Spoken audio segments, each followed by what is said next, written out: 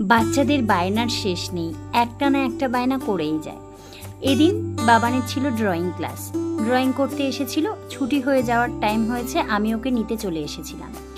এখন 5:30 কি 5:45 বাজে, তার বেশিও হবে হয়তো।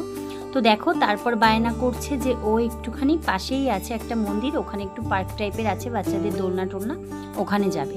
দেখো একদম সন্ধে হয়ে গিয়েছে, আমি বলছি যে আমি বেশিক্ষণ থাকবো না, সন্ধে হয়ে গেছে, কিছু করার নেই। আর দেখো মন্দিরটা, বাবান একেবারে শুয়ে পড়ে ঠাকুরকে নমস্কার করছে, আমিও যদিও করছি।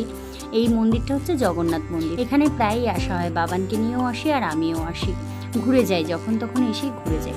দেখো একদম অন্ধকার হয়ে যাচ্ছে, আর ভেতরে মন্দিরের ভিতরে কেউ নেই, খুব ভয়ও লাগছে। বাবানকে বলছি বাড়ি চলো, বাবান তো যেতে রাজিই হচ্ছে না, দোলনা চড়বে আরও।